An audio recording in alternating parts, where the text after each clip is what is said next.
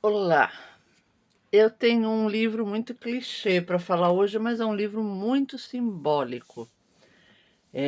Porque não sei se vocês conhecem um escritor chamado Frank Baum. Quem é Frank Baum? Ele nasceu nos idos de 1800 até 1919, alguma coisa assim.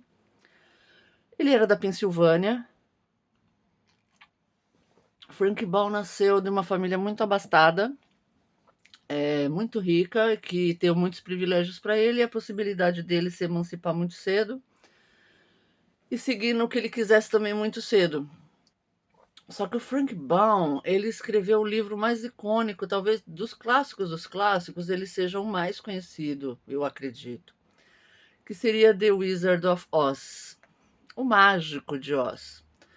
Eu vou falar desse livro porque esse livro me acompanha desde criança. Eu li muitas vezes quando eu era criança uma versão. Eu não sei se aquela versão que tem lá na casa da minha mãe é uma versão original, porque existia na época que a gente era criança, os livros infantis eram sínteses dos livros originais, tipo O Último dos Moicanos, Alexandre Dumas. Existia uma versão juvenil, de mais fácil leitura, mas a mais fácil leitura daquela época é a leitura mais difícil que um jovem consegue fazer hoje em dia. Para ele é quase como falar em grego, essa linguagem que a gente lia. E tenho esse livro. Li muitas vezes O Mágico de Oz, Dorothy, O Espantalho, O Homem de Lata, bababá, bababá. Sempre muito fascinada pela Estrada das Esmeraldas, a magia, a bruxa de Oz, né? A bruxa má do oeste, bababá. Os delírios, as questões, que também foi criado no auge da psicodelia. Mas quem é Frank Baum? Frank Baum, assim como Júlio Verne, Aldous Huxley, esses caras, ele fez previsões bombásticas em suas histórias. Ele previu a questão das redes sociais. Ele tem contos, ele tem textos. Esse homem escreveu mais de 200 pequenos textos, contos, crônicas, livros. Tem um que se chama, que é de 1914. Se vocês forem pesquisar, ele se chama TikTok of Oz, de 1914. Ele tem o Master of the Key, o mestre das chaves. Esse homem escreveu coisas que, para a época, gente, vocês estão conseguindo entender que esse homem, nos anos 1900, ele fez previsões em livros de fantasia, de ficção, que a gente está vivendo. Eu estou falando aqui com vocês. Não é bizarro? E a forma como ele leva a Dorothy para uma outra dimensão. Que dimensão é essa que eles atingem no Mágico de Oz? Para mim, é a dimensão das vaidades, né?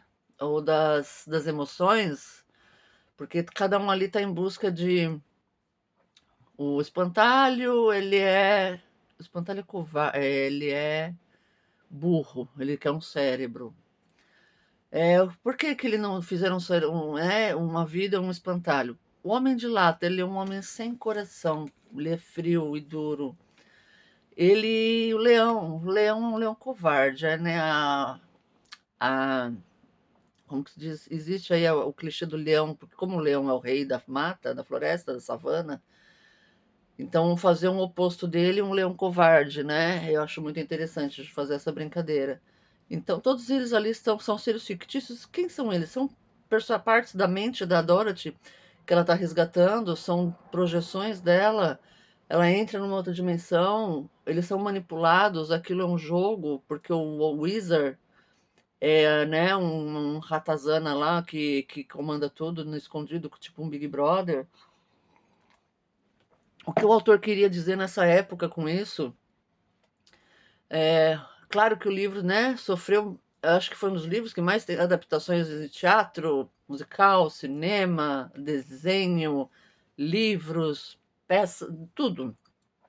Acho que tudo que se você, toda a vertente artística, a conjuminância do CD, do disco de Dark Side of the Moon, do Pink Floyd, com o Mágico de Oz, que se criou uma conspiração artística de que quando você junta esses dois, o alinhamento certo do disco com um determinado minuto do Mágico de Oz do filme de 1939, e você começa a rodar o filme, e ele conta o Mágico de Oz, ele segue a sequência do disco, do Dark Side of the Moon, até as cenas, tudo, a cena do tornado, com Grey Gig in the Sky, é muito, muito, muito fascinante. Você vê como a arte ela é uma coisa preciosa, ela é uma coisa preciosa que não tem preço.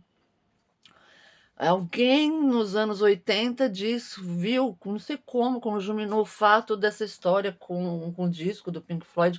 O disco do Pink Floyd, esse, The Dark Side of the Moon, que foi feito um levantamento desse disco, de quanto esse disco vendeu ao longo da vida, porque ele completou 50, ele tem quase a minha idade. Não, acho que ele tem a minha idade. Não. The Dark Side é um pouquinho mais velho que eu acho. E Dark Side of the Moon é um disco que a cada 12 pessoas no planeta, uma comprou o disco The Dark Side of the Moon de alguma forma. Pra você ver a importância, o peso dessa banda. Eu sei que muita gente fala que não gosta, que é chato, mas acho que quando Pink Floyd é uma coisa que atinge. Atinge. E o Mágico de Oz também foi, acho que foi uma coisa que atingiu milhões, ele atingiu o planeta, né? Você tem versões dele no mundo inteiro, de todas as formas.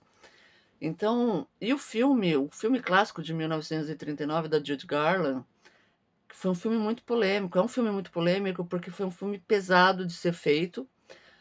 Para começar, a Judy Garland ela foi altamente explorada por Hollywood. Ela era drogada o tempo inteiro com anfetamina, com remédio para dormir, com tudo que vocês imaginarem. Ela tinha 16 anos. E eles obrigavam aquela menina a trabalhar 14, 15, 16 horas por dia, ela sempre à base de drogas. E tanto que ela morreu muito jovem, ela morreu com 47 anos, a Judy Garland. Hum. Fora todas as outras questões de gente que morreu no trabalho, ali na produção. A neve que era usada para cair na determinada cena que eles estão lá caminhando na estrada. As neves era feita de chumbo e aquilo envenenava. A pintura do Homem de Fé de lata, aquela coisa prateada, era chumbo. E esse homem ficou meses sendo pintado todos os dias para a gravação desse filme e foi contaminado e adoeceu e sofreu todas as consequências do chumbo no sangue e muitas outras pessoas foram afetadas pela saúde por causa de todo o trâmite do peso desse filme, um filme clássico que parece que foi pintado nas tintas do capeta, porque a produção, né, a parte interna da coisa é grotesca, é um filme de terror além do Mágico de Oz. Alguém deveria escrever um filme, um livro, o terror anterior, alguma coisa ao Mágico de Oz, porque é grotesco. Realmente a produção desse filme é muito exploratória, a doentia, é de tudo. E se tornou um dos clássicos, que agora a gente tem aí essas produções Wicked e não sei o quê, tudo que se originou dessa obra, de Frank Baum. Ninguém sabe falar quem é o autor de O Mágico de Oz. Todo mundo conhece Mágico de Oz, mas ninguém sabe quem é o autor. Ele era da Pensilvânia, muito rico. Devia ser muito louco, porque escreveu coisas ele fala sobre celulares, sobre todas essas coisas. Então, nos anos aí, no começo dos 900, gente. Então é uma coisa há que se pensar. Então leiam um livro, procurem todas as versões, assistam os filmes. Tem um filme preto e branco também, que é muito interessante. Tem o clássico da Judy Garland. Tem milhares. Tem um com o James Franco, com o Johnny Depp. Assistam, tem milhares de informações. E avalie a avaliação social que ele faz do comando e do controle, que já era feita naquela época. Não só por ele. Um beijo.